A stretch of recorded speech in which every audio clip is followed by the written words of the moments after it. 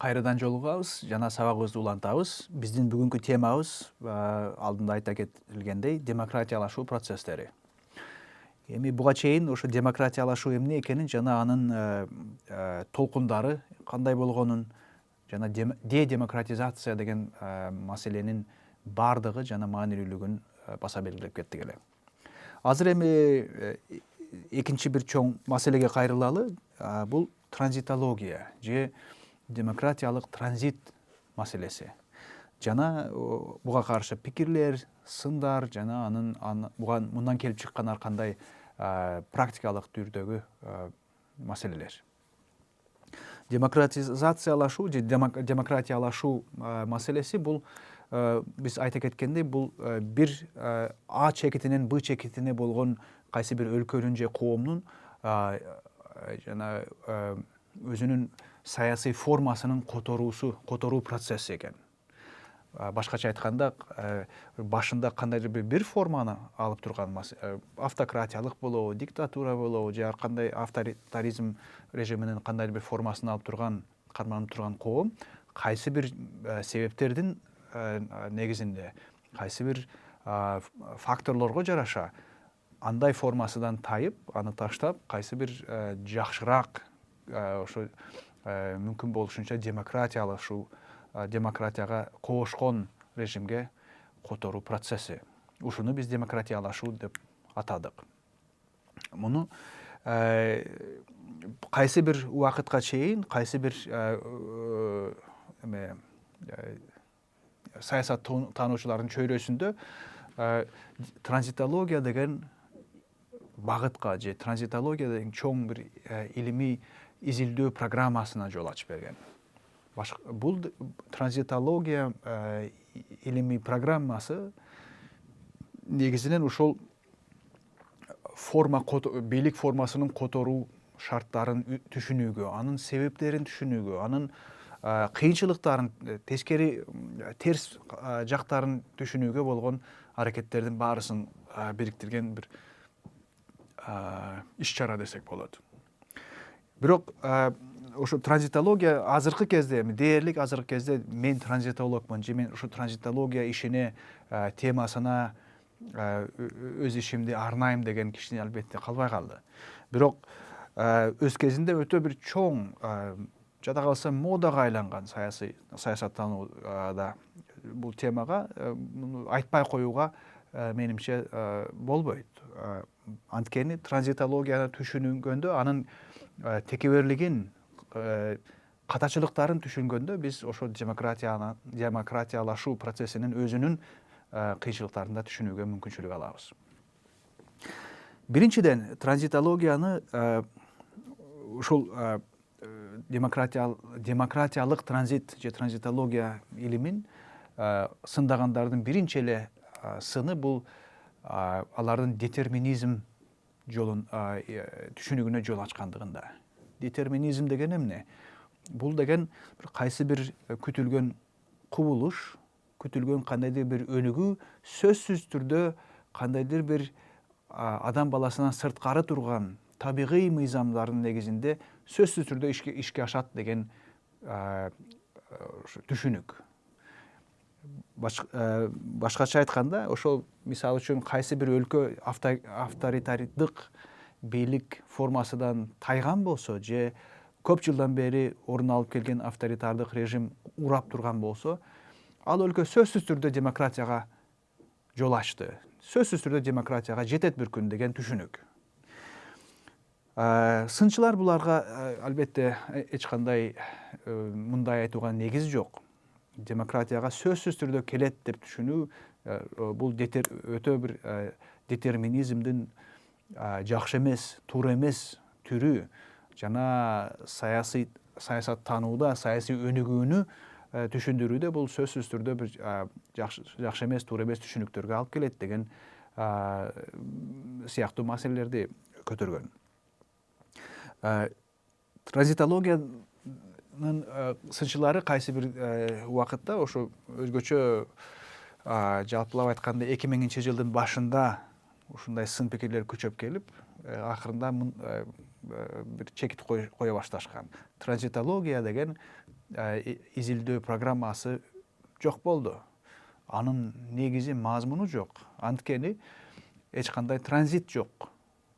Транзиттик абалда бир орундан экинчи орунга которулуп жатат деп эсептелген өлкөлөрдүн эч жерге келбегенинде, А чекитинен кеткени менен Б чекитине жете албай койгонун факты катары констатация кылып, аны баса белгилеп, транзит болгон жок. Эч кандай ушундай орун которуу болбой жатат деген сөздү айтып чыгышкан. Бул менимче өтө маанилүү нерсе. Анткени албетте ошо Советтер Союзунун урап коммунисттик жана социалисттик бир партиянын диктатурасын ортого койгон режимдин түрү жок болгонунда кандайдыр бир деңгээлде эйфория, сүйүнүү сезими орун алып, демократияга чынында эми жол ачылыптыр. Чындыгында эң эле маанилүү, эң эле күчтүү болгон өлкөлөрдүн, режимдердин тоскоолдугу эми жок болду. Эми сөзсүз түрдө дүйнө жүзүндө толук бойдон демократия каттайт деген кандайдыр бир күтүүлөр жана сезимдер пайда болгон болчу. Ошонун негизинде анан жанагы транзитология деген илимий изилдөө программасы пайда болуп, ошо өтө көп кишилер обу жок эле ушундай оптимисттик бир күтүүлөрдү карманган кырдаал пайда болгон. Мындай карап көрсөк, кичине реалдуулукка жакыныраак кошуп карап көрсө чынында демократиялашуу процесстери көп нерсе андай демократиялашуу фактысына алып келген эмес экен. Анан жана үчүнчү толкун деп айтпадыкпы жана башында? Үчүнчү толкун эгер 72 жылдан башталып Советтер Союзунун жана негизи социалисттик блоктун урашын өзүнө камтыган болсо, такай ошол 90 жылдардагы болуп өткөн эң чоң саясий өзгөрүүлөр чынында өзүнүн арасында демократияга жетишпей калган, бирок демократияга багыт алган мамлекеттердин санынын өтө көптүгүнөн, өтө көп болгонун кабар берген. Анткени өзгөчө ошо Советтер Союзунун ичинде эгер 15 мамлекет өз алдынча эгемен мамлекет болуп чыккан болсо, алардын дээрлик 3/4-сү гана демократия жолуна түштү деген наамга татып, таанууга татып, жада калса ошолордун ичинде да демократияга анчейин кобушпогон кубулуштар, саясий бир багыттар орун алганы бизге белгилүү. 3 мамлекет дегенде мен албетте билип турсаңыздар керек, Балтика мамлекеттерин айтып жатам, башка мамлекеттердин эч кайсысында кайсы бир сөзгө алаарлык, чеке жылытаарлык бир демократияга жетишти дегенге болбойт. Анан буга кошо демократиялашуу процессинин токтоп калганын, ушундай эмеге орун албай калган кубулуштун периодун эмели байкап турганда бир нече түстүү инкылаптар орун ала баштаган. Алардын эң башы Сербия мамлекетинде болгон болсо 98-жылы, уландысы Грузияда болду 2003-жылы, анан Украинада болду 2004-жылы, анан Кыргызстанда болду 2005-жылы. Бул түстүү инкылаптар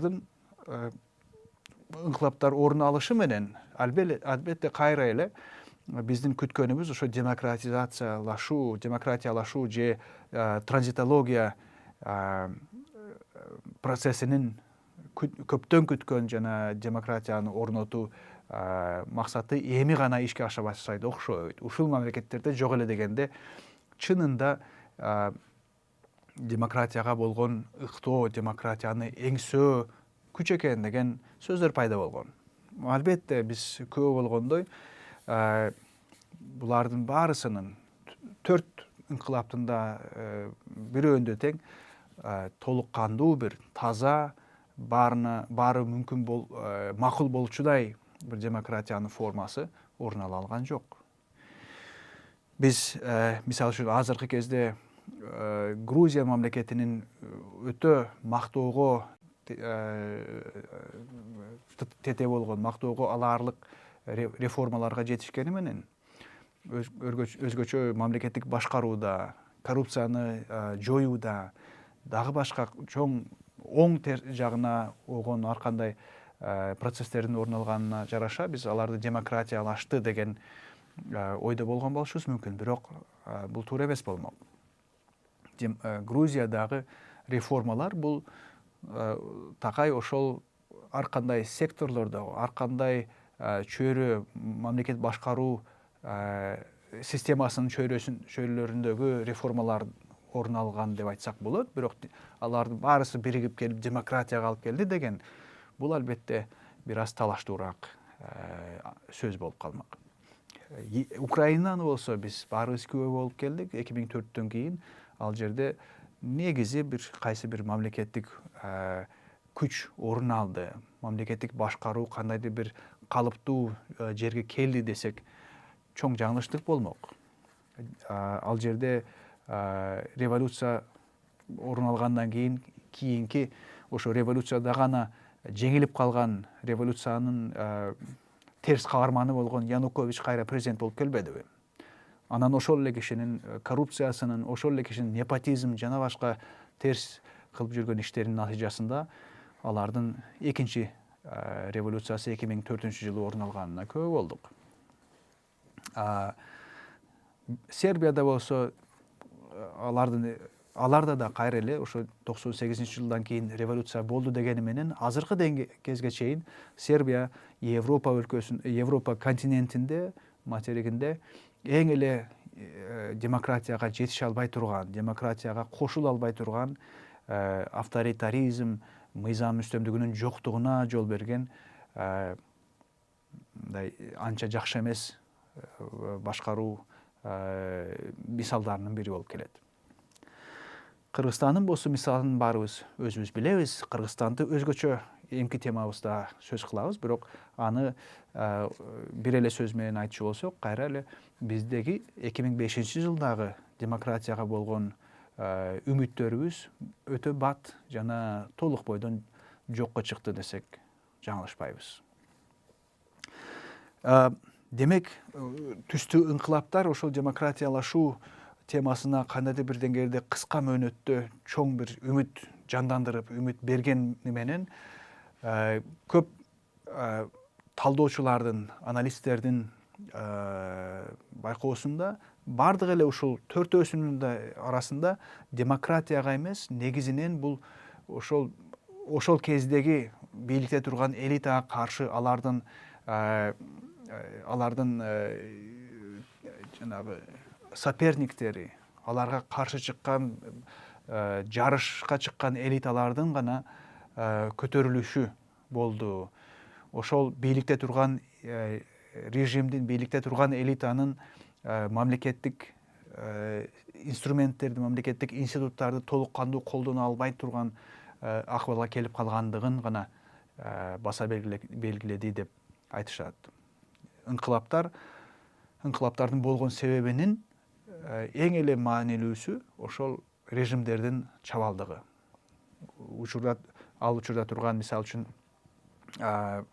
Грузиядагы Шеварднадзе президентинин дээрлик бийликтен кол жууп калгандыгы. Ал кезге жеткенде бийлик эч кандай өзүн өзү коргоого, өзүнүн бир программасын, идеяларын, өзүнүн дээрлик мүчөлөрүнүн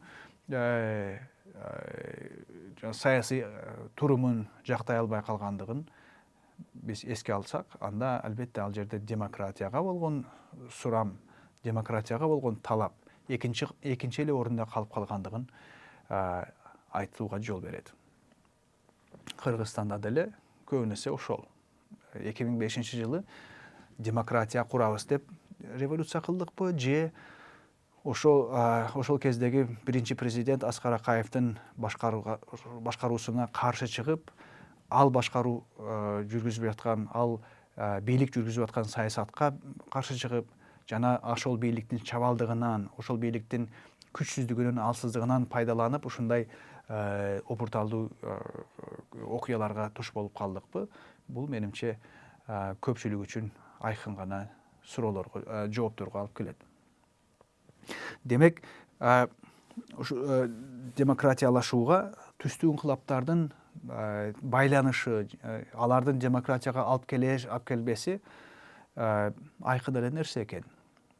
Мунун мааниси кайра эле демократиялашуу деген бул инкылап жолу менен же учурда демократиясыз бирок кайсы бир жылдар бою бийликте отурган бийликти оодарып салуудун жолу менен демократия куруу болот деген ой, бул албетте жаңылуу болор экенин же катачылык болор экенин бизге тастыктап турат. Эми демократия орун албаса жана демократиялашуу процессине кайсы бир өлкө же коом жол алып калган болсо, жолго чыгып калган болсо, анда алар кайда барат? Кандай бир орто жерде калып калабы деген суроо туулат.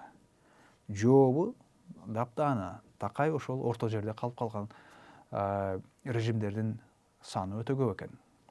Бул режимдерди башкача айтканда авторитариядан да кетип калган, толук кандуу бир авторитаризм режимине да карманып калган эмес, бирок ошол эле кезде демократияга да жетишпей, орто жерде кайсы бир аралаш формада көп жылдар бою узак мөөнөткө туруп калып, эч кандай бир оңго да солго да жылбай тургандай мүнөз берип турган болсо, аларды биз гибрид режимдери деп атай баштадык. Гибрид деген башка чөйрөлөрдө, башка маанилерде колдонулуп келгендей эле ушул карама каршы же түрү, формасы эки түрдүү болгон жана касиеттердин, сапаттардын, формалардын, институттардын аралашуусун айтабыз гибрид деп. Ошол гибрид режимдердин пайда болуусу жана алардын консолидация болуп, туруктуу болуп, көп жылдар бою өзүн өзү кайра жаңыланууга да жетишип, өзүн өзү коргоого жетишип, ушул демократияга да, авторитаризмге да кандайдыр бир альтернатива сунуштагандай жагдай пайда болгону бул жаңы көрүнүш. Гибрид режимдер өзгөчө гибрид режимдерин таануу, анализдөө бул дээрлик акыркы бир 10-20 жылдын көрүп турган кубулушу. Гибрид режимдер дегенде биз мисалы үчүн эмнени айтабыз? Мисалы үчүн башка жагынан толук эле авторитаризм формасын алганы менен шайлоого бийликке кишилерди алып келүү шайлоо жолу менен өткөнүн алсак болот. Мисалы үчүн толтура мамлекеттерде, авторитардык деп эсептелген мамлекеттерде регулярдуу түрдө жана кайсы бир деңгээлде атаандаштыктын негизинде, принцибинде шайлоо орун алат. Шайлоолордун негизинде кандайдыр бир эл өкүлдөрү шайланат жана бийликке келип, бийликтин чечим чыгаруу же башка маанилүү бир иш аракеттеринде катышууга мүмкүнчүлүк алат. Буларды биз электоралдык автократия деп же электоралдык авторитаризм режими деп атап койсок болот. Жалаң эле электоралдык эмес, бизде жана анын жарыштуу автократия же жарыштын негизинде түзүлгөн авторитаризм деген да түшүнүк бар. Же англисче competitive authoritarianism дегендер бар. Бул деген жалаң эле шайлоодо эмес, негизи эле шайлоодон тышкаркы да саясий кубулуштарда, саясий процесстерде элдердин катышуусу менен, саясий блоктордун, кыймылдардын, партиялардын катышуусу менен саясат ушул жарыштын негизинде жүрөт экен. Бирок канткенде деле ошо канчалык жарыш болгону менен эң акыркы чечим кабыл алуу кайра эле ошо кандайдыр бир автократтык статуска ээ болгон президент болобу же башка бийлик башчысы болобу, ошонун колунда болуп калып, ошондуктан ал толук кандуу демократия деп атоого туш келбейт экенин биз айта кетсек болот. Анан демократиялардын арасында да башка бардык жагынан демократиялуу болгону менен көбүнесе ушу демократияга эң маанилүү деп эсептелген принциптерди карманбай, демократия алып келет, демократия убада берет деген ушу убадаларды ишке ашырбай келген режимдерди биз бир топ кишилердин баштоосу менен, көрсөтпөсү менен иллиберал демократия же либералдык эмес демократия деп атап калганбыз. Бул деген мисалы үчүн ошол эле толук эле ушу элдердин тандоосу менен, көпчүлүк элдин каалоосу менен кандайдыр бир коомго тиешелүү болгон чечимдер кабыл алынат. Элдин толук катышуусу менен лидерлер шайланат. Бирок ошол катышып турган элдер көпчүлүгүнүн мисалы үчүн ар кандай азчылыктардын укуктарын такыр көзгө илбейт экен. Же кандайдыр бир социалдык бир адилеттүүлүк принциптерин карманууга эч кандай багыт албаган саясат жүргүзүшөт мындай режимдер. Демек, демократия азыркы кезде 20-кылымдагы толук демократияга атына ээ болгон, консолидация болгон, орун алып келген демократиялар үчүн эгер ушул либерализм принциптерин, либерализмдин баалуулуктарын арылтуу, ошолорду кармануу абзел болсо, либералдык эмес демократияларда ошол андай баалуулуктар эч кандай мааниге ээ эмес. Негизи тескерисинче либералдык баалуулуктарды тепсеген, андай адамдык укуктарды же адамдык өздүк бир сапаттарды же азчылыктардын укуктарын, улуттук азчылык болобу, диндик азчылык болобу же башка түрлөрдөгү формалардагы азчылыктардын эч кандай укуктарын эсепке албаган режимдерди биз либералдык эмес демократия дейбиз. Бул деген эмне? Бул деген негизи ошол демократиялашуу темасында биз азыр өтө бир үзгүлтүккө же адашуу болобу десек болобу, же суроолуу, өтө кыйын бир теманы ачып турабыз. Демократияны куруу чындыгында өтө татаал маселе экен. Жана демократияга багыт алган мамлекеттер ошол демократияга жетишет, же демократияга толук кандуу демократиялуу режим кура алат деген бул эч кандай гарантиясы жок сөз экен деген тыянакка келишибиз мүмкүн. Ушунун негизинде албетте биз дагы демократиялашуу темабызды кийинки бөлүктө улайбыз. Бул деген демократияга жеткенден кийин деле, демократияны карманып, демократиялуу мамлекет деген атка конгондон кийин деле демократияны жоготуп алуу деле мүмкүн болгонун албетте дагы да жаңы деңгээлдеги суроо катары коюшубуз абзел. Бул маселеге кийинки бөлүктө кайрылабыз. Азыр кичинекей тыныгуу жарыялайбыз.